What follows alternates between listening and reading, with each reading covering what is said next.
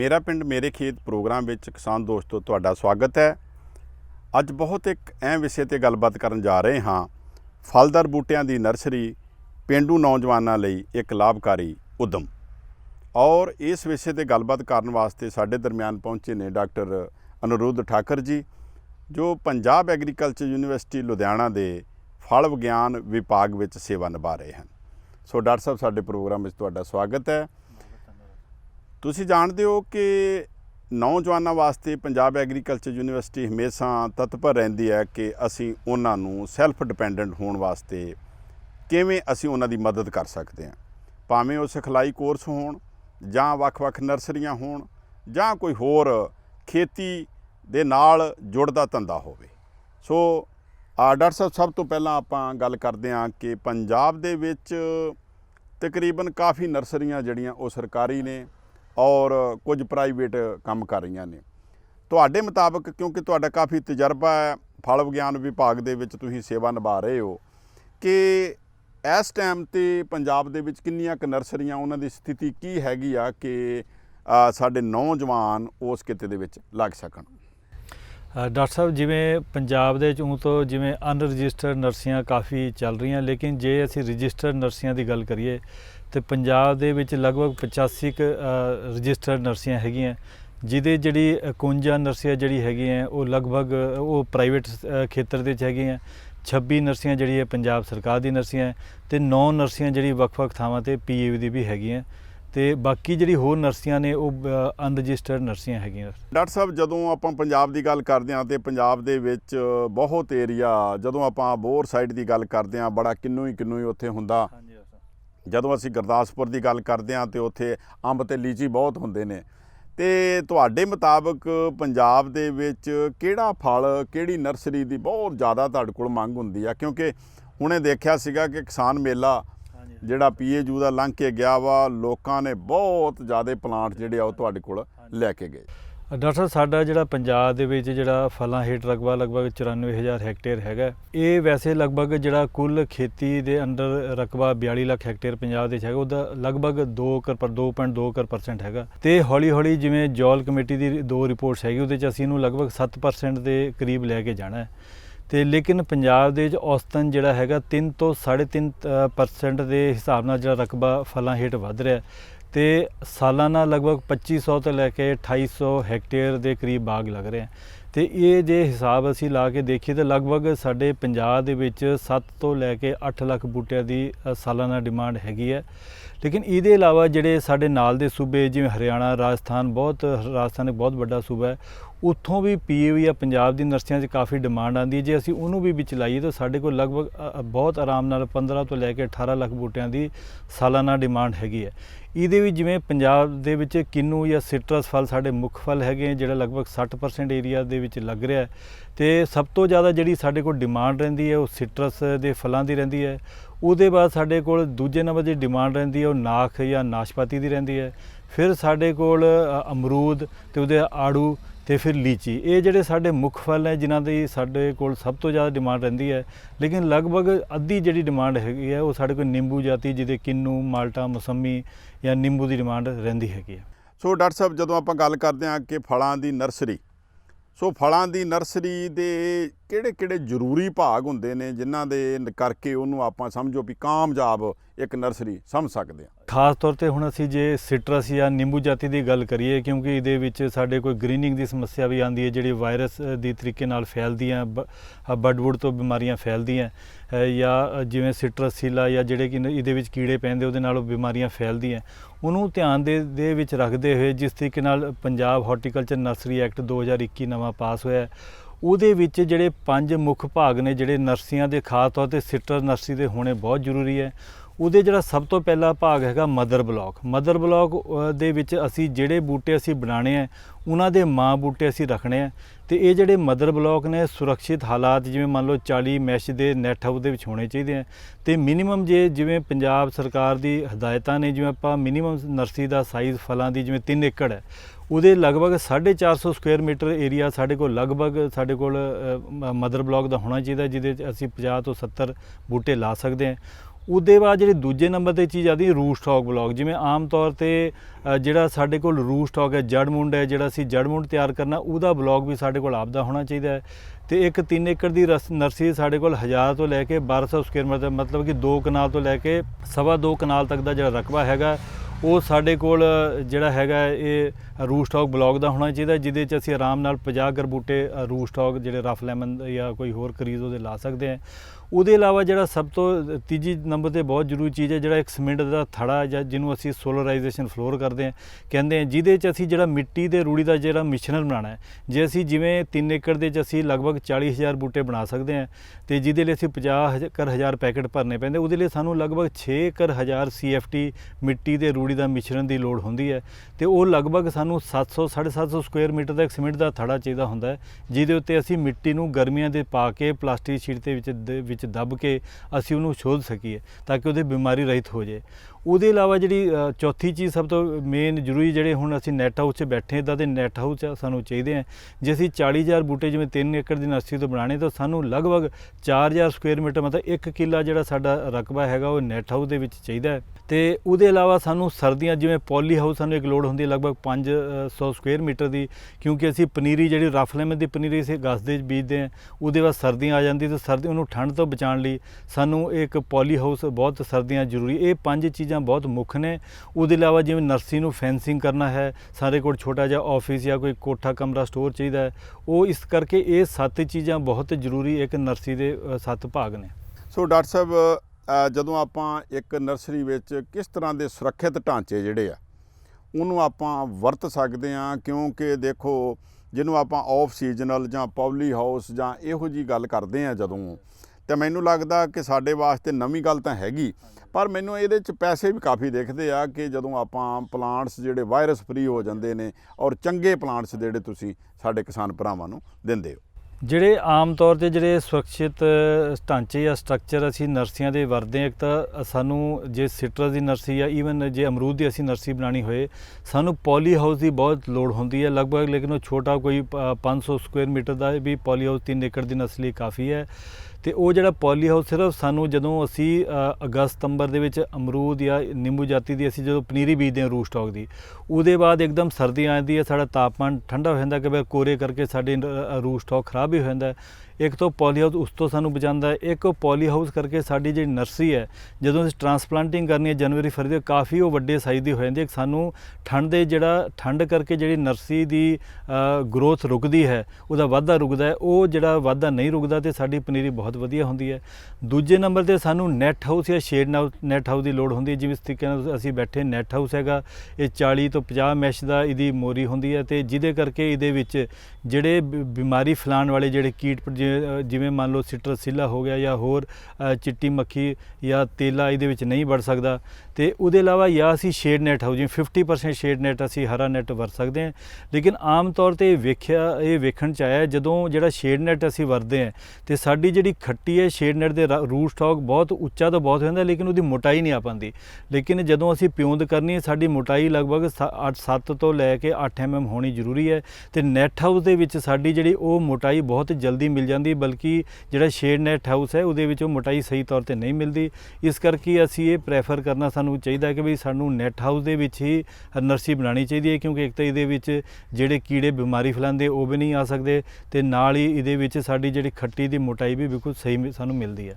So doctor ਸਾਹਿਬ, ਤੁਸੀਂ ਤਾਂ ਗੱਲ ਕਰ ਰਹੇ ਸੀ ਕਿ ਬੂਟਿਆਂ ਦੀ ਗਰੋਥ ਜਿਹੜੀ ਆ ਉਹ ਕਿਵੇਂ ਹੋ ਸਕਦੀ ਆ, ਕਿ ਇਹ ਹਰ ਫਲ ਵਾਸਤੇ ਹੀ ਸੁਰੱਖਿਅਤ ਢਾਂਚੇ ਦੀ ਲੋੜ ਪੈਂਦੀ ਆ, ਕੋਈ ਬੂਟਾ ਬਾਹਰ ਨਹੀਂ ਅਸੀਂ ਬਣਾ ਸਕਦੇ? ਕਿਉਂਕਿ ਦੇਖੋ ਜਦੋਂ ਆਪਾਂ ਗੱਲ ਕਰਦੇ ਹਾਂ ਕਿ ਸਾਡੇ ਨੌਜਵਾਨ ਜਿਹੜੇ ਨੇ ਉਹਨਾਂ ਕੋਲ ਆਈਡੀਆ ਤਾਂ ਹੈਗਾ ਵੀ ਆਹ ਮੈਂ ਕੰਮ ਕਰਨਾ, ਤੇ ਕਈ ਵਾਰ ਨਾ ਉਹਨਾਂ ਕੋਲੇ ਆਮਦਨ ਦਾ ਜ਼ਿਆਦਾ ਸਰੋਤ ਨਹੀਂ ਹੁੰਦਾ, ਪੈਸੇ ਥੋੜ੍ਹੇ ਜਿਹੇ ਘੱਟ ਹੁੰਦੇ ਆ, ਤੇ ਜੇ ਉਹ ਕਿਤੇ ਬਾਹਰ ਹੀ ਇਸ ਤਰ੍ਹਾਂ ਬੂਟੇ ਤਿਆਰ ਕਰਕੇ ਲੋਕਾਂ ਨੂੰ ਦੇਣੇ ਚਾਹੁੰਦੇ ਹੋਣ, ਕਿ ਸੁਰੱਖਿਅਤ ਢਾਂਚੇ ਦੀ ਹਰ ਬੂਟੇ ਵਾਸਤੇ ਜ਼ਰੂਰਤ ਪੈਂਦੀ ਹੈ? ਜਿਹੜੀ ਹੁਣ ਪੰਜਾਬ ਸਰਕਾਰ ਦੀ ਪੰਜਾਬ ਹਾਰਟੀਕਲਚਰ ਨਰਸਰੀ ਐਕਟ 2021 ਜਿਹੜਾ ਪਾਸ ਹੋਇਆ ਉਹਦੇ ਵਿੱਚ ਜਾਂ ਜਿਸ ਤਰੀਕੇ ਨਾਲ ਸਾਨੂੰ ਲੋੜ ਮਹਿਸੂਸ ਹੁੰਦੀ ਹੈ, ਜਿਹੜੇ ਨਿੰਬੂ ਜਾਤੀ ਖਾਸ ਤੌਰ 'ਤੇ ਕਿੰਨੂ ਮਾਲਟੇ ਦੀ ਜਿਹੜੀ ਨਰਸਰੀ ਹੈ ਉਹ ਸਾਨੂੰ ਨੈਟ ਹਾਊਸ ਦੇ ਵਿੱਚ ਹੀ ਕਰਨੀ ਚਾਹੀਦੀ ਹੈ ਤੇ ਸੁਰੱਖਿਅਤ ਢਾਂਚਿਆਂ ਦੇ ਵਿੱਚ ਹੀ ਕਰਨੀ ਚਾਹੀਦੀ ਹੈ। ਤੇ ਇਹਦੇ ਲਈ ਸਾਨੂੰ ਨੈਟ ਹਾਊਸ ਤੇ ਪੋਲੀ ਹਾਊਸ ਤੇ ਮਦਰ ਬਲਾਕ ਨੂੰ ਵੀ ਸਾਨੂੰ ਨੈਟ ਹਾਊਸ ਦੇ ਰੱਖਣਾ ਪੈਂਦਾ ਹੈ।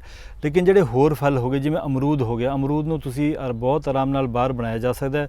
ਸਿਰਫ ਅਮਰੂਦ ਨੂੰ ਸਰਦੀਆਂ ਦੇ ਵਿੱਚ ਉਹਨੂੰ ਥੋੜ੍ਹੇ ਜੇ ਤੁਹਾਡੇ ਕੋਲ ਕੋਈ ਸਸਤਾ ਲੋ ਕੋਸਟ ਪੋਲੀ ਹਾਊਸ ਅਸੀਂ ਬਣਾ ਕੇ ਜਾਂ ਪੋਲੀ ਟਨਰ ਬਣਾ ਕੇ ਅਸੀਂ ਉਹਦੀ ਪਨੀਰੀ ਨੂੰ ਰੂਟ ਸਟਾਕ ਨੂੰ ਢੱਕ ਸਕਦੇ ਹਾਂ ਤਾਂ ਕਿ ਉਹਦੀ ਗਰੋਥ ਸਹੀ ਹੋ ਜੇ। ਉਹਦੇ ਇਲਾਵਾ ਜਿਸ ਤਰੀਕੇ ਨਾਲ ਸਾਡੀ ਲੀਚੀ ਹੈ, ਲੀਚੀ ਦੇ ਵਿੱਚ ਵੀ ਸਾਨੂੰ ਜੇ ਸ਼ੇਡ ਨੈਟ ਮਿਲਦਾ ਹੈਗਾ ਤੇ ਉਹ ਕਾਫੀ, ਕਿਉਂਕਿ ਲੀਚੀ ਦੇ ਵਿੱਚ ਜਦੋਂ ਅਸੀਂ ਬੂਟੇ ਜਿਹੜੇ ਲੇਅਰਸ ਹੁੰਦੇ ਆ ਉਹਨਾਂ ਨੂੰ ਅਸੀਂ ਪੈਕਟਾਂ 'ਚ ਲਾਉਂਦੇ ਹਾਂ ਤੇ ਜੇ ਸਾਡੇ ਕੋਲ ਸ਼ੇਡ ਨੈਟ ਹੈ ਉਹਦੇ 'ਚ ਉਹਦੀ ਵਧੀਆ ਗਰੋਥ ਹੁੰਦੀ ਹੈ। ਉਹਦੇ ਇਲਾਵਾ ਜਿਸ ਤਰੀਕੇ ਨਾਖ ਹੋ ਗਏ, ਆੜੂ ਹੋ ਗਏ, ਅਲੂਚੇ ਹੋ ਗਏ ਜਾਂ ਔਂਲੇ ਹੋ ਗਏ, ਇਹਨਾਂ ਲਈ ਸਾਨੂੰ ਕੋਈ ਜਿਨ੍ਹਾਂ ਦੇ ਵਿੱਚ ਜਿਨ੍ਹਾਂ ਫਲਾਂ ਦੇ 'ਚ ਕੋਈ ਵਿਸ਼ਾਣੂ ਰੋਗ ਜਾਂ ਇਹੋ ਜਿਹੀ ਕੋਈ ਬਿਮਾਰੀ ਨਹੀਂ ਹੈਗੀ ਹੈ ਜਿਹੜੀ ਨਰਸਰੀ ਨਾਲ ਫੈਲਦੀ ਹੈ, ਉੱਥੇ ਅਸੀਂ ਬੂਟੇ ਬਹੁਤ ਆਰਾਮ ਨਾਲ ਬਾਹਰ ਵੀ ਬਣਾ ਸਕਦੇ ਹਾਂ। ਲੇਕਿਨ ਜਦੋਂ ਅਸੀਂ ਇੱਕ ਜਿਹੜੇ ਨਿੰਬੂ ਜਾਤੀ ਦੇ ਬੂਟੇ ਨੇ ਇਹਦੇ 'ਚ ਇੱਕ ਫਾਈਟੋਫਥੋਰਾ ਦੀ ਸਮੱਸਿਆ ਹੈ। ਜਦੋਂ ਅਸੀਂ ਬੂਟੇ ਬਾਹਰ ਖੁੱਲ੍ਹੇ 'ਚ ਬਣਾਉਂਦੇ ਹਾਂ ਤੇ ਬਾਰ-ਬਾਰ ਉਸੇ ਜ਼ਮੀਨ ਦੇ ਵਿੱਚ ਬੂਟੇ ਬਣਾਉਣ ਕਰਕੇ ਬਿਮਾਰੀ ਆ ਸਕਦੀ ਹੈ। ਇਸ ਕਰਕੇ ਨਿੰਬੂ ਜਾਤੀ ਦੇ ਬੂਟੇ ਅਸੀਂ ਖਾਸ ਤੌਰ 'ਤੇ ਸੁਰੱਖਿਅਤ ਹਾਲਾਤਾਂ 'ਚ ਬਣਾਉਣੇ ਚਾਹੀਦੇ ਹਨ। ਬਾਕੀ ਜਿਹੜੇ ਹੋਰ ਫਲ ਨੇ ਅਸੀਂ ਖੁੱਲ੍ਹੀ ਨਰਸਰੀਆਂ ਦੇ ਵਿੱਚ ਬਣਾਏ ਜਾ ਸਕਦੇ ਨੇ। ਡਾਕਟਰ ਸਾਹਿਬ, ਕੀ ਇਹ ਹੁਣ ਬੂਟੇ ਜਿਹੜੇ ਨੇ ਸਿਰਫ ਲਿਫਾਫਿਆਂ ਦੇ ਵਿੱਚ ਹੀ ਅਸੀਂ ਇਹਨਾਂ ਨੂੰ ਬਣਾ ਸਕਦੇ ਹਾਂ ਕਿ ਜਾਂ ਕਿਤੇ ਓਪਨ ਦੇ ਵਿੱਚ ਵੀ ਲਗਾ ਸਕਦੇ ਹਾਂ? ਹੁਣ ਲਿਫਾਫਾ ਲਵਾਂਗੇ, ਜੇ ਉਹ 'ਚ ਬੀ ਲਾਵਾਂਗੇ ਜਾਂ ਜੜ ਲਾਵਾਂਗੇ ਜਾਂ ਉਹਦੀ ਪਿਉਂਦ ਕਰਾਂਗੇ, ਇਹਦੇ ਬਾਰੇ ਥੋੜ੍ਹਾ ਜਿਹਾ ਸਾਡੇ ਨੌਜਵਾਨਾਂ ਨੂੰ ਜ਼ਰੂਰ ਜਾਗਰੂਕ ਕਰ ਦਿਓ। ਜਿਹੜੇ ਅਸੀਂ ਲਿਫਾਫਾ ਜਾਂ ਜਿਵੇਂ ਕੰਟੇਨਰ ਨਰਸਰੀ ਕਹਿੰਦੇ ਜਾਂ ਲਿਫਾਫਿਆਂ ਦੇ ਵਿੱਚ ਜਾਂ ਟਰੀ ਪੋਟ ਦੇ ਵਿੱਚ ਅਸੀਂ ਜਿਵੇਂ ਜੱਲੋ ਵਾਲੇ ਵੀ ਅਸੀਂ ਬੂਟੇ ਬਣਾ ਰਹੇ ਹਾਂ ਤੇ ਲਿਫਾਫੇ ਦਾ ਸਾਨੂੰ ਕੀ ਫਾਇਦਾ ਹੈ? ਜਿਵੇਂ ਅਸੀਂ ਹੁਣੇ ਗੱਲ ਕੀਤੀ ਹੈ ਕਿ ਨਿੰਬੂ ਜਾਤੀ ਦੇ ਵਿੱਚ ਕੁਝ ਇਹੋ ਜਿਹੀ ਬਿਮਾਰੀਆਂ ਜਿਵੇਂ ਨਰਸਰੀਆਂ 'ਤੇ ਜਾਂਦੀ, ਉਹਦੇ 'ਚ ਇੱਕ ਫਾਈਟੋਫਥੋਰਾ ਰੋਗ ਹੈਗਾ ਜਿਹੜਾ ਜੜ੍ਹਾਂ ਦੇ ਵਿੱਚ ਲੱਗਦਾ, ਜਿਹਦੇ ਕਰਕੇ ਬਾਗ ਬਹੁਤ ਜਲਦੀ ਪੀਲੇ ਤੇ ਮਾੜੇ ਹੋ ਜਾਂਦੇ ਆ। ਉਹ ਜਿਹੜੀ ਬਿਮਾਰੀ ਹੈ ਉਹ ਮਿੱਟੀ ਦੇ ਨਾਲ ਹੀ ਜਾਂਦੀ ਹੈ ਤੇ ਜਦੋਂ ਅਸੀਂ ਖੁੱਲ੍ਹੀ, ਭਾਵੇਂ ਨਰਸਰੀ ਸਾਡੀ ਖੁੱਲ੍ਹੀ ਹੋਏ ਜਾਂ ਪ੍ਰੋਟੈਕਟਿਡ ਹੋਏ, ਜਦੋਂ ਅਸੀਂ ਖੇਤਾਂ ਦੇ ਵਿੱਚ ਬੂਟੇ ਬਣਾਉਂਦੇ ਤਾਂ ਬਾਰ-ਬਾਰ ਉਸੇ ਜਗ੍ਹਾ ਦੇ ਬੂਟੇ ਬਣਾਉਣ ਕਰਕੇ ਮਿੱਟੀ ਦੇ ਵਿੱਚ ਫਾਈਟੋਫਥੋਰਾ ਬਿਮਾਰੀ ਆ ਜਾਂਦੀ ਹੈ। ਤੇ ਜਦੋਂ ਅਸੀਂ ਖੁੱਲ੍ਹੇ ਦੇ ਬੂਟੇ ਬਣਾਉਂਦੇ ਤਾਂ ਖੁੱਲ੍ਹਾ ਪਾਣੀ ਲਾਉਂਦੇ, ਜਿਹੜੇ ਫਾਈਟੋਫਥੋਰਾ ਦੇ ਜਿਹੜੇ ਜੀਵਾਣੂ ਨੇ ਜਾਂ ਜਿਹੜੇ ਉਹ ਪਾਣੀ ਦੇ ਨਾਲ ਹੀ ਅੱਗੇ ਜਾਂਦੇ ਆ ਤਾਂ ਅੱਗੇ ਹੋਰ ਬਿਮਾਰੀ ਫੈਲਾਉਂਦੇ ਆ।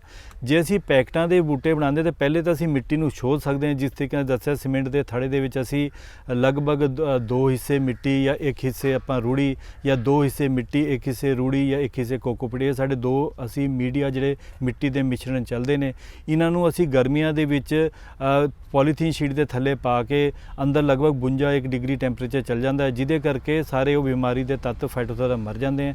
ਉਹਦੇ ਬਾਅਦ ਅਸੀਂ ਪੈਕਟਾਂ ਦੇ ਨਰਸਰੀ ਬਣਾ ਸਕਦੇ ਹਾਂ। ਪੈਕਟ ਦੇ ਜੇ ਬਿਮਾਰੀ ਆਂਦੀ ਵੀ ਹੈਗੀ ਹੈ ਤੇ ਉਹ ਇੱਕ ਬੂਟੇ ਤੋਂ ਅਗਲੇ ਬੂਟੇ ਦੇ 'ਚ ਨਹੀਂ ਜਾਂਦੀ। ਲੇਕਿਨ ਜਿਹੜੇ ਨਿੰਬੂ ਜਾਤੀ ਦੇ ਇਲਾਵਾ ਜਿਹੜੇ ਦੂਜੀ ਚੀਜ਼ ਜਿਹੜੇ ਹੋਰ ਸਦਾਬਹਾਰ ਬੂਟੇ ਨੇ, ਜੇ ਉਹਨਾਂ ਨੂੰ ਵੀ ਅਸੀਂ ਪੈਕਟ ਦੇ 'ਚ ਬਣਾਉਂਦੇ ਹਾਂ ਤੇ ਜਦੋਂ ਜ਼ਿਮੀਦਾਰ ਉਹ ਪੈਕਟ ਵਾਲੇ ਬੂਟੇ ਆਪਦੇ ਖੇਤਾਂ 'ਚ ਲਾਉਂਦਾ ਹੈ, ਉਹਦੀ ਸਰਵਾਈਵਲ ਉਹ ਵੱਧ ਚੱਲਦੇ ਨੇ ਉਹ ਤੇ। ਲੇਕਿਨ ਜਿਹੜੇ ਸਾਡੇ ਉਹ ਪੱਤਝੜੀ ਬੂਟੇ ਨੇ, ਜਿਸ ਤਰੀਕੇ ਨਾਲ ਆਪਣਾ ਆੜੂ ਹੋ ਗਿਆ, ਅਲੂਚਾ ਹੋ ਗਿਆ, ਉਹਦੇ ਵਿੱਚ ਆਪਣੀ ਨਾਖ ਹੋ ਗਈ, ਨਾਸ਼ਪਤੀ ਹੋ ਗਈ, ਅੰਗੂਰ ਹੋ ਗਏ, ਤੇ ਇਹ ਅਸੀਂ ਬਿਲਕੁਲ ਖੁੱਲ੍ਹੀ ਜ਼ਮੀਨ ਦੇ 'ਚ ਬਣਾ ਸਕਦੇ ਨੇ। ਜੇ ਪੱਤਝੜੀ ਬੂਟੇ ਬਹੁਤ ਆਰਾਮ ਨਾਲ ਅਸੀਂ ਸਰਦੀਆਂ 'ਚ ਪੱਟ ਕੇ, ਕੋਈ ਇਹਨਾਂ ਨੂੰ ਮਿੱਟੀ ਦੀ ਲੋੜ ਨਹੀਂ ਹੁੰਦੀ, ਇਸ ਕਰਕੇ ਅਸੀਂ ਉਹਨਾਂ ਨੂੰ ਅਸੀਂ ਬੜੇ ਆਰਾਮ ਨਾਲ ਅਸੀਂ ਬਿਨਾਂ ਲਿਫਾਫਿਆਂ ਦੇ ਵੀ ਬਣਾ ਸਕਦੇ ਹਾਂ। ਸੋ ਡਾਕਟਰ ਸਾਹਿਬ, ਨਰਸਰੀ ਦੀ ਜਦੋਂ ਆਪਾਂ ਗੱਲ ਕਰਦੇ ਹਾਂ ਤੇ ਇੱਕ ਤਾਂ ਜਿਵੇਂ ਤੁਸੀਂ ਜੜ੍ਹਾਂ ਦੀ ਗੱਲ ਕੀਤੀ ਆ ਕਿ ਜੜ੍ਹਾਂ ਦੀ ਵਰਤੋਂ ਕਰਕੇ, ਤੇ ਕਿਹੜੇ ਪਲਾਂਟਸ ਨੇ ਜਿਹੜੇ ਆਪਾਂ ਜੜ੍ਹਾਂ ਤੋਂ ਤਿਆਰ ਕਰਨੇ ਆ, ਕਿਹੜੇ ਆਪਾਂ ਜਿਹੜੇ ਆ ਉਹ ਪਿਉਂਦ ਦੇ ਨਾਲ ਤਿਆਰ ਕਰਦੇ? ਜ਼ਿਆਦਾਤਰ ਜਿਹੜੇ ਅਸੀਂ ਸਭ ਤੋਂ ਪਹਿਲੇ ਇੱਕ ਰੂਟ ਸਟਾਕ ਜੇ ਜੜ ਮੁੰਡ ਬੀਜਦੇ ਹਾਂ ਤੇ ਜੜ ਮੁੰਡ ਜਿਹੜਾ ਕਿੰਨੂ ਦੇ 'ਚ ਆਪਾਂ ਜਿਹੜਾ ਰਫ ਲੈਮਨ, ਜਿਸ ਤਰੀਕੇ ਅਸੀਂ ਗੱਲ ਕਰੀਏ ਰਫ ਲੈਮਨ ਦਾ ਬਲੌਕ ਸਾਡੇ ਕੋਲ ਹੋਣਾ ਚਾਹੀਦਾ ਤੇ ਰਫ ਲੈਮਨ ਜਾਂ ਜਿਵੇਂ ਕਹਿੰਦੇ ਜੱਟੀ ਖੱਟੀ ਅਸੀਂ ਵਰਤਦੇ ਹਾਂ, ਸਾਡੇ ਕੋਲ ਅਬੋਹਰ ਰਫ ਲੈਮਨ ਦਾ ਇੱਥੇ ਜਿਵੇਂ ਕਲੋਨਲ ਮਦਰ ਬਲੌਕ ਹੈ, ਅਸੀਂ ਬਡਿੰਗ ਰਾਹੀਂ ਤਿਆਰ ਕੀਤਾ ਹੋਇਆ ਮਦਰ ਬਲੌਕ ਹੈਗਾ।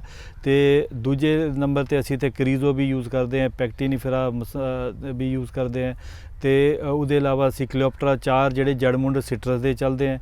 ਉਹਦੇ ਇਲਾਵਾ ਜੇ ਅਸੀਂ ਅਮਰੂਦ ਦੇ 'ਚ ਸਾਡਾ ਜਿਹੜੀ ਸਰਦਾਰ ਕਿਸਮ ਹੈ ਉਹਨੂੰ ਜੜਮੁੰਡ ਵਰਤਿਆ ਜਾਂਦਾ ਹੈ। ਆੜੂ ਦੇ ਵਿੱਚ ਅਸੀਂ ਦੇਸੀ ਆੜੂ ਤੇ ਸ਼ਰਬਤੀ ਵਰਤਦੇ ਹਾਂ ਤੇ ਨਾਖਾ ਦੇ ਜਿਹੜਾ ਕੈਂਥ ਰੂਟ ਸਟਾਕ ਜਿਹੜਾ ਸਪਾਰਸ਼ ਕੀਤਾ ਹੈ, ਇਹ ਜੜਮੁੰਡ ਅਸੀਂ ਵਰਤਨੇ ਨੇ। ਇਹਦੇ ਇਲਾਵਾ ਜਿਸ ਤਰੀਕੇ ਨਾਲ ਸਾਡੇ ਅੰਗੂਰ ਹੋ ਗਏ ਉਹ ਜਸਟ ਕਟਿੰਗ ਨਾਲ ਤਿਆਰ ਹੋ ਜਾਂਦੇ, ਉੱਥੇ ਸਾਡਾ ਕੋਈ ਅਸੀਂ ਜੜਮੁੰਡ ਨਹੀਂ ਯੂਜ਼ ਕਰ ਰਹੇ। ਜਾਂ ਅਸੀਂ ਜਿਵੇਂ ਜਿਸ ਤਰੀਕੇ ਨਾਲ ਅਨਾਰ ਅਸੀਂ ਕਟਿੰਗ ਰਾਹੀਂ ਤਿਆਰ ਕਰ ਰਹੇ ਹਾਂ, ਜਾਂ ਅਸੀਂ ਅਲੂਚੇ ਵੀ ਜਿਸ ਤਰੀਕੇ ਨਾਲ ਕਾਲਾ ਅੰਮ੍ਰਿਤਸਰੀ ਜਾਂ ਮੰਨ ਲਓ ਇਹਨੂੰ ਅਸੀਂ ਸਿੱਧੇ ਹੀ ਅਸੀਂ ਕਟਿੰਗ ਨਾਲ ਤਿਆਰ ਕਰਦੇ ਹਾਂ ਅਤੇ ਉੱਥੇ ਸਾਨੂੰ ਕੋਈ ਜੜ ਮੁੰਨ ਦੀ ਲੋੜ ਨਹੀਂ ਹੁੰਦੀ। ਲੇਕਿਨ ਜਿਹੜੇ ਆਮ ਤੌਰ 'ਤੇ ਜਿਹੜੇ ਸਾਡੇ ਮੁੱਖ ਫਲ ਨੇ, ਜਿਵੇਂ ਸਿਟਰਸ ਹੋ ਗਿਆ ਜਾਂ ਨਿੰਬੂ ਜਾਤੀ ਹੋ ਗਿਆ, ਅਮਰੂਦ ਹੋ ਗਿਆ, ਆੜੂ ਹੋ ਗਿਆ, ਨਾਖਾਂ ਹੋ ਗਈ, ਤਲੂ, ਇਹਦੇ ਵਿੱਚ ਅਸੀਂ ਜੜ ਮੁੰਡ ਸਾਨੂੰ ਜ਼ਰੂਰ ਵਰਤਣਾ ਚਾਹੀਦਾ ਹੈ, ਜਿਹਦੇ ਕਰਕੇ ਬਾਅਦ ਦੇ ਵਿੱਚ ਬੂਟਿਆਂ ਦੀ ਵਧੀਆ ਗਰੋਥ ਹੁੰਦੀ ਹੈ। ਸੋ ਡਾਕਟਰ ਸਾਹਿਬ, ਜਦੋਂ ਆਪਾਂ ਨਰਸਰੀ ਦੀ ਗੱਲ ਕਰਦੇ ਹਾਂ ਤਾਂ ਦੇਖੋ ਕੁਛ ਪਿਉਂਦ ਦੇ ਨਾਲ ਨੇ, ਕੁਛ ਜੜ੍ਹਾਂ ਦੇ ਨਾਲ ਤਿਆਰ ਕੀਤੇ ਜਾਂਦੇ ਨੇ ਬੂਟੇ, ਅਤੇ ਜਦੋਂ ਗੱਲ ਆਉਂਦੀ ਆ ਕਿ ਇਹ ਨਰਸਰੀ ਤਿਆਰ ਹੋਣ ਵਿੱਚ ਤਕਰੀਬਨ ਕਿੰਨਾ ਕੁ ਸਮਾਂ ਲੱਗ ਜਾਂਦਾ ਹੈ, ਕਿ ਜਿਵੇਂ ਹੁਣ ਇੱਕ ਆਪਾਂ ਫਸਲ ਦੀ ਗੱਲ ਕਰਦੇ ਹਾਂ ਅਤੇ ਉਹ ਤਕਰੀਬਨ 5-6 ਮਹੀਨੇ ਫਸਲ ਜਿਹੜੀ ਉਹ ਲੈ ਜਾਂਦੀ ਆ। ਨਰਸਰੀ ਦਾ ਕਿੰਨਾ ਕੁ ਪੀਰੀਅਡ ਹੁੰਦਾ, ਕਿੰਨੇ ਸਮੇਂ ਦੇ ਵਿੱਚ ਆਪਾਂ ਕਹਿ ਸਕਦੇ ਹਾਂ ਕਿ ਇਹ ਨਰਸਰੀ ਵੇਚਣਯੋਗ ਹੈ? ਹਾਂ, ਨਰਸਰੀ ਦੇ ਵਿੱਚ ਆਮ ਤੌਰ ਜਿਹੜੇ ਫਲਦਾਰ ਨਰਸਰੀਆਂ ਦੇ 'ਚ ਇਹ ਥੋੜ੍ਹਾ ਸਮਾਂ ਵੱਧ ਲੱਗਦਾ ਹੈ, ਜਿਵੇਂ ਕਿ ਇਸ ਕਰਕੇ ਹੀ ਅਸੀਂ ਕਹਿੰਦੇ ਬਾਰ-ਬਾਰ ਤੁਸੀਂ ਕਿਸੇ ਸਰਕਾਰੀ ਪ੍ਰਮਾਣਿਤ ਨਰਸਰੀ ਤੋਂ, ਭਾਵੇਂ PAU ਸਰਕਾਰੀ ਜਾਂ ਹੋਰ ਪ੍ਰਾਈਵੇਟ ਜੇ ਪ੍ਰਮਾਣਿਤ ਨਰਸਰੀਆਂ, ਉਹਨਾਂ ਤੋਂ ਹੀ ਬੂਟੇ ਲਓ, ਕਿਉਂਕਿ ਨਰਸਰੀ ਨੂੰ ਘੱਟੋ ਘੱਟ 2 ਸਾਲ ਬੂਟੇ ਬਣਾਉਣ ਨੂੰ ਲੱਗਦੇ। ਇਸ ਕਰਕੇ ਜਿਵੇਂ ਜਦੋਂ ਮੈਂ ਸ਼ੁਰੂ ਦੇ 'ਚ ਅਸੀਂ ਨਰਸਰੀ ਦੇ ਭਾਗਾਂ ਦੀ ਅਸੀਂ ਗੱਲ ਕਰ ਰਹੇ ਸੀ, ਅਸੀਂ ਉੱਥੇ ਕਹਿ ਰਹੇ ਸਾਨੂੰ 1 ਏਕੜ ਦਾ ਲਗਭਗ ਇੱਕ ਸਟਰਕਚਰ ਚਾਹੀਦਾ, ਜਿੱਥੇ ਅਸੀਂ 40,000 ਬੂਟੇ ਬਣਾ ਸਕਦੇ ਹਾਂ। ਉਹ 40,000 ਬੂਟੇ ਬਣਾਉਣ ਲਈ 1 ਏਕੜ ਇਸ ਕਰਕੇ ਰੱਖਿਆ ਗਿਆ ਕਿਉਂਕਿ ਸਾਡੇ ਕੋਲ ਲਗਭਗ 2 ਸਾਲਾਂ ਦੇ ਵਿੱਚ ਬੂਟੇ ਬਣਦੇ ਆ, ਅਤੇ 1 ਸਾਲ 50,000 ਬੂਟੇ, ਤੇ ਅਗਲੇ ਸਾਲ ਦੇ 50,000 ਬੂਟੇ, ਤੇ ਤੀਜੇ ਸਾਲ ਤੋਂ ਸਾਡੇ ਬੂਟੇ ਜਾਣੇ ਸ਼ੁਰੂ ਹੋਣਗੇ। ਅਤੇ ਜੇ ਅਸੀਂ ਅਮਰੂਦ ਲਈਏ ਜਾਂ ਨਿੰਬੂ ਜਾਤੀ ਲਈਏ, ਅਗਸਤ ਦੇ 'ਚ ਅਸੀਂ ਜਿਵੇਂ ਜੜ ਮੁੰਡ ਅਸੀਂ ਬੀਜਦੇ ਹਾਂ, ਅਤੇ ਅਗਲੇ ਜੁਲਾਈ ਅਗਸਤ ਦੇ 'ਚ ਜਾ ਕੇ ਉਹਦੀ ਪਿਉਂਦ ਹੁੰਦੀ ਹੈ, ਅਤੇ ਉਸ ਤੋਂ ਅਗਲੇ 1 ਸਾਲ ਬਾਅਦ ਉਹ ਸਾਰੇ ਬੂਟੇ ਵਿਕਦੇ ਨੇ। ਅਤੇ ਜੇ ਅਸੀਂ ਅਮਰੂਦ ਦੀ ਗੱਲ ਕਰੀਏ, ਨਾਖਾਂ ਦੀ ਗੱਲ ਕਰੀਏ, ਇਹ ਜਿਹੜਾ ਟਾਈਮ ਹੈ ਨਿੰਬੂ ਜਾਤੀ ਤੋਂ ਵੀ ਵੱਧ ਲੱਗਦਾ, ਲਗਭਗ 6 ਮਹੀਨੇ ਤੋਂ ਸਾਲ ਵੱਧ ਲੱਗ ਜਾਂਦਾ, ਕਿਉਂਕਿ ਨਾਖਾਂ ਦੇ ਵਿੱਚ ਜਾਂ ਅਮਰੂਦ ਦੇ ਜਿਹੜਾ ਰੂਟ ਸਟਾਕ ਹੈ ਬਹੁਤ ਸ਼ੁਰੂ ਦੇ ਬਹੁਤ ਸਲੋ ਉਹਦਾ ਵਾਧਾ ਹੁੰਦਾ ਹੈ। ਇਸ ਕਰਕੇ ਨਾਖਾਂ ਦੇ ਸਾਨੂੰ ਜਾਂ ਅਮਰੂਦ ਦੇ ਵਿੱਚ ਸਾਨੂੰ 2.5 ਤੋਂ 3 ਸਾਲ ਵੀ ਲੱਗ ਜਾਂਦੇ। ਸੋ ਡਾਕਟਰ ਸਾਹਿਬ, ਜਿਵੇਂ ਤੁਸੀਂ ਗੱਲ ਕੀਤੀ ਹੈ ਕਿ ਰਜਿਸਟਰਡ ਨਰਸਰੀ ਤੋਂ ਲੈਣੇ ਚਾਹੀਦੇ ਨੇ, ਕੀ ਨਰਸਰੀ ਗਰੋਵਰ ਨੂੰ ਪਹਿਲਾਂ ਕੋਈ ਇਸੇ ਤਰ੍ਹਾਂ ਦੀ ਨਰਸਰੀ ਬਣਾਉਣ ਤੋਂ ਪਹਿਲਾਂ ਕੋਈ ਰਜਿਸਟ੍ਰੇਸ਼ਨ ਕਰਾਉਣ ਦੀ ਲੋੜ ਹੈ, ਔਰ ਉਹ ਰਜਿਸਟ੍ਰੇਸ਼ਨ ਕਿੱਥੇ ਕਰਾਉਣੀ ਹੁੰਦੀ ਹੈ, ਉਹਦੇ ਬਾਰੇ ਵੀ ਥੋੜ੍ਹਾ ਦੱਸੋ। ਡਾਕਟਰ ਸਾਹਿਬ, ਜਿਹੜੀ ਪੰਜਾਬ ਹਾਰਟੀਕਲਚਰ ਨਰਸਰੀ ਐਕਟ 2021 ਹੈ, ਉਹ ਨਵਾਂ ਐਕਟ ਪਾਸ ਹੋਇਆ। ਪਹਿਲੇ ਸਾਡਾ ਬਹੁਤ ਪੁਰਾਣਾ 1961 ਦਾ ਐਕਟ ਸੀ, ਜਿਹੜਾ ਮੋਡੀਫਾਈ 1964 'ਚ ਹੋਇਆ ਸੀ। ਹੁਣ ਜਿਹੜੀ ਨਰਸਰੀ ਰਜਿਸਟ੍ਰੇਸ਼ਨ ਹੈਗੀ ਹੈ, ਇਹ ਨਰਸਰੀ ਰਜਿਸਟ੍ਰੇਸ਼ਨ ਬਹੁਤ ਹੀ ਸੌਖੀ ਹੈਗੀ ਹੈ। ਇਹਦੇ ਲਈ ਕੁਝ ਚੀਜ਼ਾਂ ਜਿਹੜੀ ਤੁਹਾਨੂੰ ਸ਼ਰਤਾਂ ਜਿਹੜੀ ਹੈਗੀ ਉਹਨਾਂ ਦੀ, ਸਭ ਤੋਂ ਪਹਿਲੇ ਤੁਹਾਡੇ ਕੋਲ 3 ਏਕੜ, ਜੇ ਤੁਸੀਂ ਫਲਦਾਰ ਬੂਟਿਆਂ ਦੀ ਨਰਸਰੀ ਬਣਾਉਣੀ ਤੁਹਾਡੇ ਕੋਲ ਮਿਨੀਮਮ 3 ਏਕੜ ਜਗ੍ਹਾ ਹੋਣੀ ਚਾਹੀਦੀ ਹੈ, ਜਾਂ ਆਪਦੀ ਹੋਏ ਜਾਂ ਤੁਹਾਡੇ ਕੋਲ 10 ਸਾਲ ਦੀ ਲੀਜ਼ 'ਤੇ ਹੋਣੀ ਚਾਹੀਦੀ ਹੈ। ਉਹਦੇ ਇਲਾਵਾ ਤੁਹਾਡੇ ਕੋਲ ਮਦਰ ਬਲਾਕ ਹੋਣੇ ਚਾਹੀਦੇ ਹੈ, ਤੁਹਾਡੇ ਕੋਲ ਰੂਟ ਸਟਾਕ ਦਾ ਮਦਰ ਬਲਾਕ, ਤੁਹਾਡੇ ਕੋਲ ਵੈਰਾਈਟੀ ਦਾ ਮਦਰ ਬਲਾਕ ਹੋਣਾ ਚਾਹੀਦਾ ਹੈ। ਉਹਦੇ ਇਲਾਵਾ ਜਿਸ ਤਰੀਕੇ ਨਾਲ ਤੁਹਾਨੂੰ ਸਟਰਕਚਰ ਦੱਸੇ ਉਹ ਹੋਣੇ ਚਾਹੀਦੇ ਹੈ, ਅਤੇ ਤੁਹਾਨੂੰ ਆਪਦੇ ਇਲਾਕੇ ਦੇ ਜਿਹੜੇ ਹਾਰਟੀਕਲਚਰ ਡਿਵੈਲਪਮੈਂਟ ਅਫਸਰ ਹੈਗੇ ਹੈ, ਮੁੱਖ ਬਾਗ, ਅਤੇ ਉੱਥੇ ਜਿਹੜੇ ਡਿਪਟੀ ਡਾਇਰੈਕਟਰ ਨੇ, ਉਹਨਾਂ ਕੋਲ ਇੱਕ ਫਾਰਮ ਨੰਬਰ 1 ਆਉਂਦਾ ਹੈ, ਉਹ ਭਰਨਾ ਹੁੰਦਾ ਹੈ, ਅਤੇ ਉਹਦੀ ਲਗਭਗ 3000 ਰੁਪਏ ਫੀਸ ਹੈ ਜੇ ਇੱਕ ਕਿਸਮ ਦੇ ਬੂਟੇ ਲਈ। ਜੇ ਤੁਸੀਂ ਹੋਰ ਅੱਗੇ ਹੋਰ ਵੈਰਾਈਟੀ, ਜਿਵੇਂ ਮੰਨ ਲਓ ਅਮਰੂਦ ਤੁਸੀਂ ਬਣਾਉਣਾ ਚਾਹੁੰਦੇ ਹੋ, 3000 ਫੀਸ ਹੈ। ਹੋਰ ਤੁਸੀਂ ਕਿੰਨੂ ਨਾਲ ਕਰਨਾ ਚਾਹੁੰਦੇ ਹੋ, ਉਹ ਹਰ ਫਲਦਾਰ ਬੂਟਿਆਂ ਨਾਲ 1-1000 ਉਹ ਫੀਸ ਵੱਖਰੀ ਦੇਣੀ ਹੁੰਦੀ ਹੈ। ਅਤੇ ਫਾਰਮ ਨੰਬਰ 1 ਭਰ ਕੇ ਉਹ ਅਸੀਂ ਦਫ਼ਤਰ ਦੇ ਦਿੰਦੇ ਹਾਂ, ਅਤੇ ਡਿਪਟੀ ਡਾਇਰੈਕਟਰ ਨੂੰ ਆ ਕੇ ਉੱਥੇ ਮੋਹਾਲੀ ਭੇਜ ਕੇ ਜਿਹੜੇ ਜੁਆਇੰਟ ਡਾਇਰੈਕਟਰ ਹਾਰਟੀਕਲਚਰ ਹੈ, ਉਹ ਇਹਦੇ ਕੰਪੀਟੈਂਟ ਅਥਾਰਟੀ ਨੇ, ਜਿਹੜੇ ਕਿ ਇਸ ਸਰਟੀਫਿਕੇਟ ਨੂੰ ਦਿੰਦੇ ਨੇ, ਅਤੇ ਇਹ ਹਰ 3 ਸਾਲਾਂ ਬਾਅਦ ਇਹ ਰੀਨਿਊ ਕਰਾਉਣਾ ਪੈਂਦਾ ਸਾਨੂੰ ਸਰਟੀਫਿਕੇਟ। ਡਾਕਟਰ ਸਾਹਿਬ, ਵੇਖੋ ਇੱਕ ਕਿਸਾਨ ਜਿਹੜਾ ਉਹ ਪਿੰਡ 'ਚ ਬੈਠਾ ਹੈ, ਅਤੇ ਉਹਦੀ ਤਮੰਨਾ ਹੈਗੀ ਆ ਵੀ ਮੈਂ ਨਰਸਰੀ ਜਿਹੜੀ ਆ ਉਹ ਲਾਵਾਂ, ਔਰ ਮੇਰੇ ਇਲਾਕੇ ਦਾ ਇਹ ਫਲ ਵੀ ਆ ਜਿਹੜਾ ਮੈਂ ਇੱਥੇ ਲਾਉਣਾ ਚਾਹੁੰਦਾ, ਲੋਕਾਂ ਨੂੰ ਨਰਸਰੀ ਬਣਾ ਕੇ ਦੇਣਾ ਚਾਹੁੰਦਾ।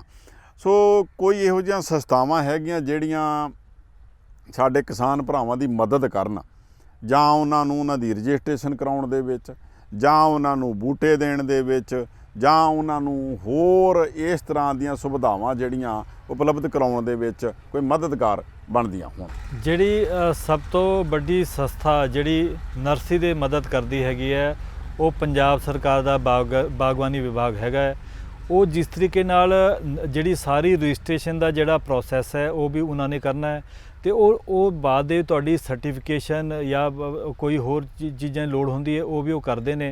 ਅਤੇ ਜਿਹੜਾ ਬਾਗਬਾਨੀ ਮਹਿਕਮਾ ਹੈ ਉਹ ਤੁਹਾਡੇ ਲਈ 2 ਰੋਲ ਪਲੇ ਕਰਦਾ ਹੈ। ਇੱਕ ਤਾਂ ਨਾਲ ਦੀ ਨਾਲ ਤੁਹਾਡੀ ਮਦਦ ਵੀ ਕਰਦਾ ਹੈ ਕਿ ਵੀ ਕਿਵੇਂ ਤੁਸੀਂ ਮਦਰ ਬਲਾਕ ਲਾਉਣਾ ਹੈ, ਕਿਵੇਂ ਤੁਸੀਂ ਰਜਿਸਟ੍ਰੇਸ਼ਨ ਕਰਨੀ ਹੈ, ਨਾਲ ਦੀ ਨਾਲ ਤੁਹਾਡੀ ਉਹ ਕੁਆਲਿਟੀ ਬੂਟੇ ਬਣਾਉਣ ਦੇ ਮਦਦ ਵੀ ਕਰਦਾ ਹੈ। ਉਹਦੇ ਇਲਾਵਾ ਜਿਹੜਾ ਬਾਗਬਾਨੀ ਵਿਭਾਗ ਦੂਜੀ ਚੀਜ਼ ਕਰਦਾ ਹੈ, ਉਹ ਤੁਹਾਨੂੰ ਵਿੱਤੀ ਸਹਾਇਤਾ ਵੀ ਦਵਾਉਂਦਾ ਹੈ। ਜਿਹੜਾ ਰਾਸ਼ਟਰੀ ਬਾਗਬਾਨੀ ਮਿਸ਼ਨ ਹੈ ਉਹਦੇ ਤਹਿਤ ਤੁਹਾਨੂੰ ਵਿੱਤੀ ਸਹਾਇਤਾ ਵੀ ਮਿਲਦੀ ਹੈ। ਜੇ ਤੁਸੀਂ ਫਲਦਾਰ ਬੂਟਿਆਂ ਦੀ ਜੇ ਨਰਸਰੀ ਦੀ ਅਸੀਂ ਗੱਲ ਕਰੀਏ, ਜੇ ਤੁਸੀਂ ਆਮ ਸਿੰਪਲ ਨਰਸਰੀ ਬਣਾਉਣੀ ਹੈ ਤੇ ਲਗਭਗ 15 ਲੱਖ ਰੁਪਏ ਪ੍ਰਤੀ ਹੈਕਟੇਅਰ ਦਾ ਅਨੁਦਾਨ ਦਿੰਦੀ ਹੈ ਤੇ ਇਹਦਾ ਫਾਰਮਰ ਨੂੰ, ਪ੍ਰਾਈਵੇਟ ਫਾਰਮਰ ਨੂੰ ਲਗਭਗ 50% ਸਬਸਿਡੀ ਦੇ ਤੇ ਮਿਲ ਸਕਦੀ ਹੈ। ਜੇ ਉਹਨੇ ਹਾਈਟੈਕ ਨਰਸਰੀ ਇਸ ਤਰੀਕੇ ਦੀ ਬਣਾਉਣੀ ਹੈ ਤੇ ਉਹਦਾ ਅਨੁਦਾਨ ਜਿਹੜਾ ਹੈਗਾ 25 ਲੱਖ ਪ੍ਰਤੀ ਹੈਕਟੇਅਰ ਹੈਗਾ, ਜਿਹਦਾ 40% ਜਿਹੜਾ ਹੈਗਾ ਉਹਨੂੰ ਐਜ਼ ਅ ਸਬਸਿਡੀ ਕਿਸਾਨ ਨੂੰ ਮਿਲ ਸਕਦੀ ਹੈ। ਤੇ ਇਹਦੇ ਇਲਾਵਾ ਜਿਹੜੀ ਪੰਜਾਬ ਖੇਤੀਬਾੜੀ ਯੂਨੀਵਰਸਿਟੀ ਹੈ, ਅਸੀਂ ਜਿਹੜੇ ਵੀ ਮਦਰ ਬਲਾਕ ਨੇ, ਚਾਹੇ ਉਹ ਰੂਟ ਸਟਾਕ ਦੇ ਹੋਣ ਭਾਵੇਂ ਵੱਖ-ਵੱਖ ਕਿਸਮਾਂ ਦੇ ਹੋਣ, ਉਹ ਸਾਰੇ ਪੀਯੂ ਮੁਹੱਈਆ ਕਰਾਉਂਦੀ ਹੈ। ਤੇ ਉਹਦੇ ਇਲਾਵਾ ਸਾਰੀ ਜਾਣਕਾਰੀ, ਜਿਹੜੀ ਟੈਕਨੀਕਲ ਜਾਣਕਾਰੀ ਹੈ, ਕਿਹੜੇ ਮਹੀਨੇ ਕੀ ਕਰਨਾ ਹੈ, ਉਹ ਵੀ ਪੀਯੂ ਕਰਾਉਂਦੀ ਹੈ। ਉਹਦੇ ਵਿੱਚ ਸਾਡੇ ਪੀਯੂ ਦੇ ਸਕਿੱਲ ਡਿਵੈਲਪਮੈਂਟ ਸੈਂਟਰ ਸਾਡੀ ਟ੍ਰੇਨਿੰਗਾਂ ਵੀ ਹੁੰਦੀ ਹੈ। ਇੱਥੇ ਹਾਰਟੀਕਲਚਰ ਸੁਪਰਵਾਈਜ਼ਰ ਟ੍ਰੇਨਿੰਗ ਕੋਰਸ ਵੀ ਹੁੰਦਾ ਹੈ, 6-6 ਮਹੀਨੇ ਦਾ GTC ਕੋਰਸ ਵੀ ਹੁੰਦਾ ਹੈ ਤੇ ਵੱਖੋ ਵੱਖਰੇ ਜਿਹੜੇ ਛੋਟੇ-ਛੋਟੇ ਕੋਰਸ ਕਰਕੇ ਕਿਸਾਨ ਇਹਦੇ ਬਾਰੇ ਜਾਣਕਾਰੀ ਲੈ ਸਕਦਾ ਹੈ। ਸੋ ਬਹੁਤ ਵਧੀਆ ਗੱਲ ਜਿਹੜੀ ਡਾਕਟਰ ਸਾਹਿਬ ਤੁਸੀਂ ਦੱਸੀ ਹੈ ਕਿ ਸਕਿੱਲ ਡਿਵੈਲਪਮੈਂਟ ਸੈਂਟਰ ਜਿਹੜਾ ਉਹ ਵੀ ਪੰਜਾਬ ਐਗਰੀਕਲਚਰ ਯੂਨੀਵਰਸਿਟੀ ਦੇ ਵਿੱਚ ਸਥਾਪਿਤ ਹੈ ਔਰ ਤੁਹਾਡੀ ਸਹੂਲਤ ਵਾਸਤੇ ਵੱਖਰੇ ਵੱਖਰੇ ਕੋਰਸਜ, ਮੈਂ ਸਮਝਣਾ ਕਿ 1-2 ਦਿਨ ਤੋਂ ਲੈ ਕੇ 6 ਮਹੀਨੇ ਤੱਕ, ਸਾਲ ਤੱਕ ਦੇ ਕੋਰਸ ਜਿਹੜੇ ਨੇ ਉਹ ਫਲ ਵਿਗਿਆਨ ਵਿਭਾਗ ਜਿਹੜਾ ਹੈ ਉਹ ਇੱਥੇ ਕਰਵਾਉਂਦਾ। ਸੋ ਡਾਕਟਰ ਸਾਹਿਬ ਇੱਕ ਸਵਾਲ ਆਉਂਦਾ ਹੈ ਕਿ ਜਦੋਂ ਨੈਸ਼ਨਲ ਨਰਸਰੀ ਪੋਰਟਲ ਜਿਹੜਾ ਹੈ ਉਹ ਕਿਹਨੂੰ ਕਿਹਾ ਜਾਂਦਾ ਹੈ? ਡਾਕਟਰ ਸਾਹਿਬ, ਨੈਸ਼ਨਲ ਨਰਸਰੀ ਪੋਰਟਲ ਜਿਹੜਾ ਨੈਸ਼ਨਲ ਹਾਰਟੀਕਲਚਰ ਬੋਰਡ ਸਾਡਾ ਭਾਰਤ ਸਰਕਾਰ ਦਾ ਅਦਾਰਾ ਹੈ, ਉਹਨਾਂ ਨੇ ਇੱਕ ਸ਼ੁਰੂ ਕੀਤਾ ਹੈ। ਜਿਹੜੇ ਹੁਣ ਨਵੇਂ ਨਰਸਰੀਮੈਨ ਨੇ, ਜਿਹੜੇ ਕੋਈ ਨਵਾਂ ਨਰਸਰੀ ਬਣਾਉਂਦਾ ਹੈ, ਉਹ ਕਿਸ ਤਰੀਕੇ ਨਾਲ ਆਪਦੀ ਵਿਜ਼ੀਬਿਲਟੀ ਲੈ ਕੇ ਵੀ ਮੇਰੀ ਨਰਸਰੀ ਹੈਗੀ ਹੈ, ਮੇਰੇ ਕੋਲ ਬੂਟੇ ਹੈਗੇ, ਮੈਂ ਚੰਗੇ ਬੂਟੇ ਮੇਰੇ ਕੋਲ ਹੈਗੇ, ਮੇਰੇ ਤੋਂ ਲਵੋ। ਤੇ ਜੇ ਤੁਸੀਂ ਨੈਸ਼ਨਲ ਨਰਸਰੀ ਪੋਰਟਲ ਤੇ ਜੇ ਤੁਸੀਂ ਰਜਿਸਟਰ ਕਰਦੇ ਹੋ, ਨੋਮੀਨਲ ਫੀਸ ਉਹਦੀ 2500 ਤੋਂ ਲੈ ਕੇ 3000 ਦੀ ਫੀਸ ਹੁੰਦੀ ਹੈ। ਤੇ ਤੁਹਾਡੇ ਕੋਲ ਜਿਹੜੀ ਨੈਸ਼ਨਲ ਹਾਰਟੀਕਲਚਰ ਬੋਰਡ ਇੱਕ ਟੀਮ ਲੋਕਲ ਬਣਾਉਂਦਾ ਹੈ, ਜਿਹਦੇ ਵਿੱਚ ਇੱਕ ਨੈਸ਼ਨਲ ਹਾਰਟੀਕਲਚਰ ਬੋਰਡ ਦੇ ਐਕਸਪਰਟ ਹੁੰਦੇ ਹੈ, ਜਿਹੜੇ ਤੁਹਾਡੇ ਬਾਗਬਾਨੀ ਮਹਿਕਮੇ ਦੇ ਐਕਸਪਰਟ ਹੁੰਦੇ, ਇੱਕ ਤੁਹਾਡੀ ਜਿਹੜੀ ਯੂਨੀਵਰਸਿਟੀ ਹੁੰਦੀ ਹੈ ਉਹਨਾਂ ਦੇ ਐਕਸਪਰਟ ਹੁੰਦੇ ਹੈ।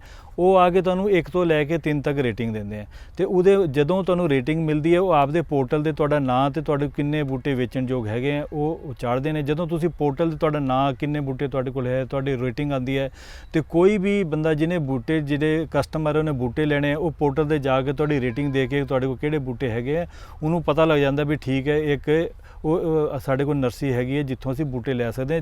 ਤੇ ਇਸ ਕਰਕੇ ਜੇ ਤੁਸੀਂ ਰਾਸ਼ਟਰੀ ਬਾਗਬਾਨੀ ਮਿਸ਼ਨ ਦੇ ਪੋਰਟਲ ਤੇ ਰਜਿਸਟਰ ਕਰਦੇ ਹੋ, ਇਹਦਾ ਤੁਹਾਨੂੰ ਬਹੁਤ ਫਾਇਦਾ ਮਿਲਦਾ ਹੈ। ਜੇ ਆਪਾਂ ਗੱਲ ਕਰੀਏ ਪੰਜਾਬ ਦੀ, ਤੇ ਪੰਜਾਬ ਦੇ ਵਿੱਚ ਜਿੰਨੇ ਕਿਸਾਨ ਨੇ ਉਹਨਾਂ ਦੀ ਤਮੰਨਾ ਹੋਵੇਗੀ ਕਿ ਅਸੀਂ ਵੀ ਨਰਸਰੀ ਜਿਹੜੀ ਆ ਉਹ ਸਟਾਰਟ ਕਰੀਏ। ਕੋਈ ਵੱਡਾ ਕੰਮ ਤੇ ਔਖਾ ਕੰਮ ਨਹੀਂ ਹੈ। ਸੋ ਜੇ ਤੁਹਾਡੇ ਕੋਲ ਕੋਈ ਉਹਨਾਂ ਨੇ ਇਹੋ ਜਿਹੇ ਬੂਟੇ ਜਾਂ ਨਰਸਰੀ ਦੇ ਵਿੱਚੋਂ ਪਲਾਂਟਸ ਲੈਣੇ ਹੋਣ ਤੇ ਕਿਸ ਤਰ੍ਹਾਂ ਉਹ ਤੁਹਾਡੇ ਕੋਲ ਰਿਜ਼ਰਵ ਕਰ ਸਕਦੇ ਨੇ? ਨੰਬਰ 2, ਤੇ ਤੁਸੀਂ ਕਦੋਂ ਉਹਨਾਂ ਨੂੰ ਬੁਲਾ ਕੇ ਉਹ ਬੂਟੇ ਜਿਹੜੇ ਦੇ ਸਕਦੇ ਹੋ? ਜਿਸ ਕਿਸਾਨ ਵੀਰ ਨੇ ਸਾਡੇ ਤੋਂ ਬੂਟੇ ਲੈਣੇ, ਉਹ ਸਾਡੀ ਇੱਕ ਈਮੇਲ ਹੈਗੀ ਹੈ fruitnursery@pau.edu, ਉਹਦੇ ਤੇ ਈਮੇਲ ਕਰ ਸਕਦਾ ਹੈ, ਜਾਂ ਮੁਖੀ ਫਲ ਵਿਗਿਆਨ ਵਿਭਾਗ PU ਲੁਧਿਆਣਾ ਨੂੰ ਉਹ ਪੱਤਰ ਲਿਖ ਸਕਦਾ ਹੈ, ਜਾਂ ਸਾਡੇ ਦਫ਼ਤਰ 'ਚ ਇੱਕ ਫਾਰਮ ਹੁੰਦਾ ਹੈ, ਜੇ ਉਹ ਆਪ ਇੱਥੇ ਆਏ ਹੁੰਦੇ ਆ ਤਾਂ ਉਹ ਫਾਰਮ ਭਰ ਕੇ ਇੱਥੇ ਦੇ ਸਕਦੇ ਆ। ਇਹ 3 ਚੀਜ਼ਾਂ ਰਾਹੀਂ ਅਸੀਂ ਇੱਥੇ ਆਪਦੀ ਬੂਟਿਆਂ ਦੀ ਦਰਖਾਸਤ ਦੇ ਸਕਦੇ ਹਾਂ।